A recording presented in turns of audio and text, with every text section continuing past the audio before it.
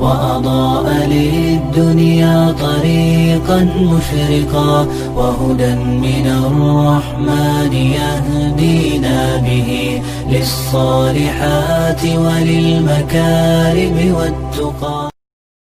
السلام علیکم ورحمۃ اللہ وبرکاتہ. بسم اللہ الرحمن الرحیم. الحمد للہ وحدہ والصلاة والسلام علی من لا نبی بعدہ اما بعد. رب اشرح لی صدری ویسر لی امری واحلل عقدۃ من لسانی یفقہوا قولی.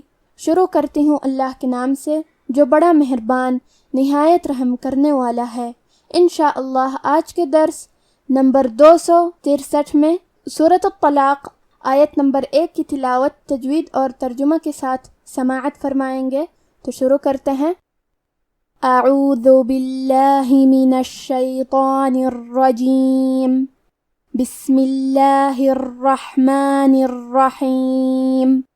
یا ایہا النبی اذا طلقتم النساء فطلقوهن لعدتهن وأحصوا العدة واتقوا الله ربكم لا تخرجوهن من بيوتهن ولا يخرجن إلا أن يأتين بفاحشة مبينة وتلك حدود الله ومن يتعد حدود الله فقد ظلم نفسه لا تدري لعل الله يحدث بعد ذلك امرا.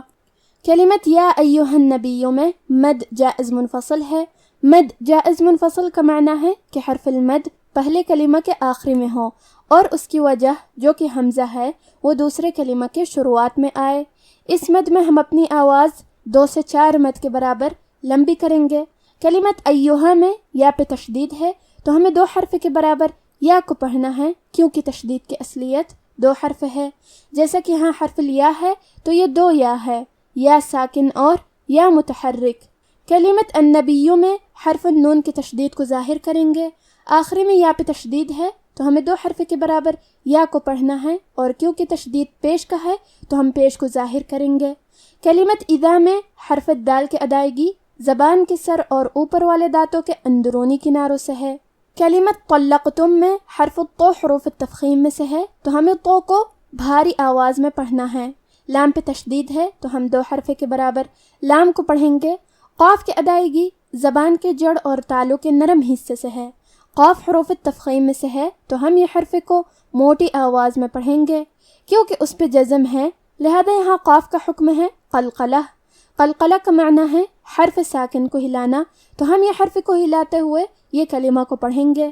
طلقتم تا پہ اور میم پہ پیش ہے تو ہم یہ دونوں پیش کو برابر سے ادا کریں گے.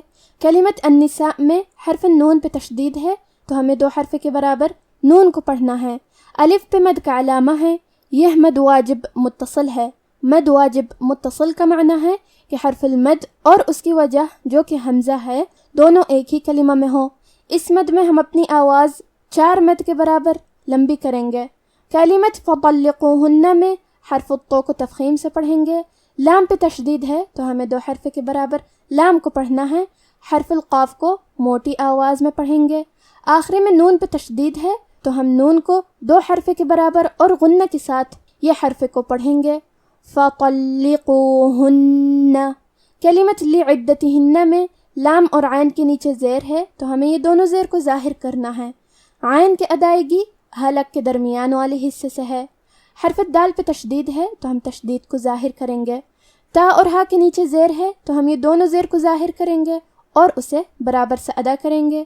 کلمت وأحصوا میں حرف الحا کی ادائیگی حلق کے درمیان والے حصے سے ہے. کیونکہ یہاں ہا ساکن ہے تو ہمیں ہا کو ہمزے سے پڑھنا ہے. ہمزے کا معنی ہے حرف کی آواز ایسے کمزور ہو کہ اس میں پستی پائی جائے، تو ہم یہ کلمہ کو ایسے پڑھیں گے وأحصوا. حرف الصاد حروف التفخیم میں سے ہے تو ہمیں صاد کو بھاری آواز میں پڑھنا ہے. کیونکہ اس پہ پیش ہے تو ہم صاد کو پیش سے پڑھیں گے. کلمت العدہ میں آخری میں تا مدورہ ہے. اگر ہم یہ کلمہ پہ رکے تو تا پہ ہا سے رکیں گے، لیکن یہ کلمہ کو پوری آیت کے ساتھ ملا کے پڑھے تو تا کو ظاہر کریں گے اور اس کے زبر کو بھی۔ کلمت واتقوا میں الف ہے لیکن یہ حمزۃ وصل ہے تو ہم حمزہ کو ظاہر نہیں کریں گے، واو کے بعد حرف تا کو پڑھیں گے۔ حرف تا پہ تشدید ہے تو ہمیں 2 حرف کے برابر تا کو پڑھنا ہے، اور حرف القاف کو موٹی آواز میں پڑھیں گے کیونکہ اس پہ پیش ہے، لہذا ہمیں لفظ الجلالہ مطلب کلمت اللہ کلام کو تفخیم سے مطلب موٹی آواز میں پڑھنا ہے۔ واتقوا اللہ، آخر میں ہا پہ زبر ہے تو ہمیں زبر کو ظاہر کرنا ہے۔ کلمت ربکم میں را پہ زبر ہے تو ہم حرف را کو موٹی آواز میں پڑھیں گے۔ با پہ تشدید ہے تو ہمیں 2 حرف کے برابر با کو پڑھنا ہے، اور کیونکہ تشدید زبر کا ہے تو ہم زبر کو ظاہر کریں گے۔ کلمت تخرجوہن میں حرف الخا کے ادائیگی حلق کے اوپر والے حصے سے ہے، کیونکہ یہاں خا ساکن ہے اور خا بھی حروف الہمس میں سے ہے تو ہم یہ کلمہ کو ایسے پڑھیں گے تخرجوہن۔ را کے نیچے زیر ہے تو ہم حرف را کو پتلی آواز میں پڑھیں گے۔ آخر میں نون پہ تشدید ہے لہذا ہمیں 2 حرف کے برابر نون کو پڑھنا ہے، اور ہم یہ حرف کو غنہ کے ساتھ ادا کریں گے۔ کلمت من کے آخری میں نون ساکن ہے، پھر حرف البا آتا ہے کلمت بیوتہن۔ با حروف القلب میں سے ہے، قلب کا معنی ہے بدل دینا، تو ہم نون ساکن کو ہلکی میم میں بدل کے اور غنہ کے ساتھ یہ حکم کو ادا کریں گے۔ من بیوتہن، کلمت بیوتہن میں با پہ اور یا پہ پیش ہے تو ہم یہ دونوں پیش کو برابر سے ادا کریں گے، آخری میں نون کی تشدید کو غنہ کے ساتھ ادا کریں گے۔ بیوتہن، کلمت یخرجن میں حرف الخا کو موٹی آواز میں پڑھنا ہے، را پہ پیش ہے تو را کا حکم ہے تفخیم، ہم حرف را کو موٹی آواز میں پڑھیں گے۔ جیم پہ جزم ہے اور جیم بھی حروف القلقلہ میں سے ہے تو ہم یہ حرف کو ہلاتے ہوئے یہ کلمہ کو پڑھیں گے یخرجن۔ کلمت اللہ کے آخری میں الف پہ مد کا علامہ ہے، یہ مد جائز منفصل ہے تو ہم اپنی آواز 2 سے 4 مد کے برابر لمبی کریں گے۔ کلمت ان کے آخری میں نون ساکن ہے، پھر حرف الیا آتا ہے کلمت یأتینا، یا حروف الادغام بغنہ میں سے ہے، ادغام کا معنی ہے حرف کو حرف میں داخل کرنا، تو ہم نون ساکن کو یا میں ملا کے غنہ اور تشدید کے ساتھ یہ حکم کو ادا کریں گے۔ ان یأتینا، کلمت یأتینا میں تا کے نیچے زیر ہے پھر مد یا ہے تو ہمیں یہ دونوں حرکات کو ظاہر کرنا ہے۔ کلمت بفاحشہ کے آخری میں تا کے نیچے تنوین زیر ہے پھر حرف المیم ہے کلمت مبینہ، میم حروف الادغام بغنہ میں سے ہے تو ہم یہ حکم کو غنہ اور تشدید کے ساتھ ادا کریں گے۔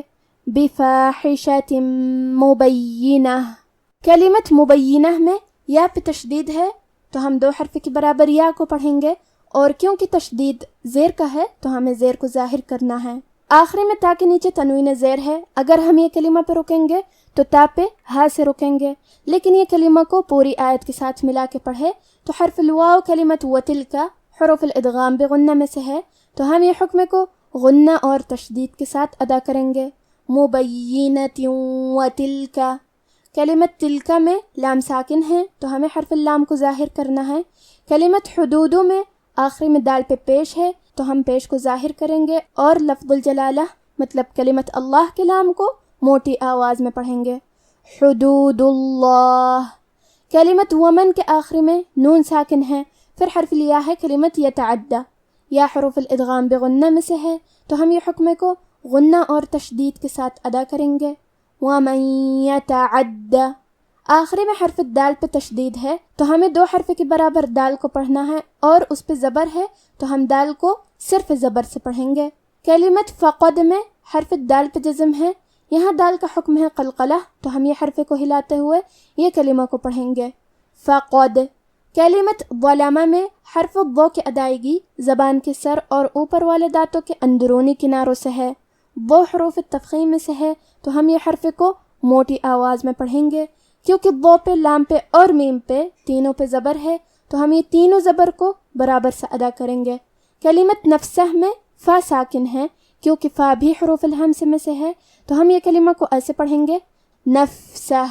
آخری میں ہا پہ الٹا پیش ہے، یہاں حکم ہے مد صلہ صغرا، مطلب ہم اپنی آواز 2 مد کے برابر لمبی کریں گے۔ نفسہ لا تدری، کلمت تدری میں حرف دال پہ جزم ہے تو ہمیں دال کو قلقلہ سے پڑھنا ہے، اور حرف را کے نیچے زیر ہے تو ہم حرف را کو پتلی آواز میں پڑھیں گے. لا تدری. کلمت لعل میں حرف لام پہ تشدید ہے زبر کا، تو ہم 2 حرف کے برابر لام کو پڑھیں گے اور زبر کو ظاہر کریں گے. اور لفظ الجلالہ مطلب کلمت اللہ کے لام کا حکم ہے تفخیم، تو ہمیں حرف اللام کو موٹی آواز میں پڑھنا ہے. لعل اللہ. آخری میں ہاں پہ زبر ہے تو ہم زبر کو ظاہر کریں گے. کلمت یحدثو میں حرف ثا کی ادائیگی زبان کے سر اور اوپر والے دانتوں کے اندرونی کناروں سے ہے، کیونکہ اس پہ پیش ہے تو ہمیں پیش کو ظاہر کرنا ہے. کلمت امرا میں میم ساکن ہے تو ہم میم کو ظاہر کریں گے. را پہ تنوین زبر ہے، ہم یہ کلمہ پہ رکیں گے تو تنوین زبر پہ مد الف سے رکیں گے، اور حرف را کو اور مد الف کو دونوں کو تفخیم سے مطلب بھاری آواز میں ادا کریں گے. امرا. اب آپ اس آیت کی تلاوت تجوید کے ساتھ سماعت فرمائیں. بسم اللہ الرحمن الرحیم.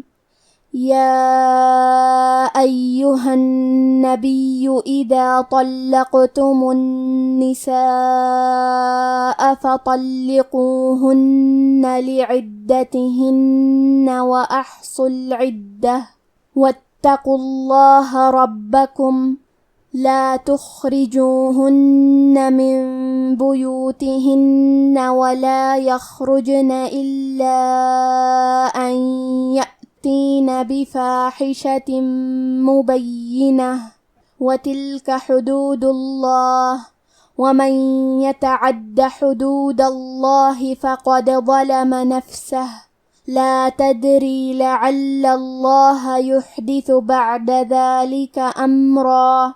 اے پیغمبر صلی اللہ علیہ وآلہ وسلم، مسلمانوں سے کہہ دو کہ جب اپنی بیویوں کو طلاق دینے لگو تو ان کی عدت کو پیش نظر رکھ کر طلاق دو اور عدت کا شمار رکھو، اور اللہ سے جو تمہارا پروردگار ہے ڈرو. نہ تو تم ہی ان کو ایام عدت میں ان کے گھروں سے نکالو اور نہ وہ خود ہی نکلیں. ہاں اگر وہ کھلی بے حیائی کریں تو اور بات ہے، اور یہ اللہ کی حدیں ہیں، اور جو اللہ کی حدوں سے تجاوز کرے گا وہ اپنے آپ پر ظلم کرے گا. اے طلاق دینے والے، تجھے کیا معلوم، شاید اللہ اس کے بعد رجعت کی کوئی سبیل پیدا کر دے. آج کا ہمارا درس یہیں ختم ہوتا ہے. وما توفیق الا باللہ. والسلام علیکم ورحمۃ اللہ.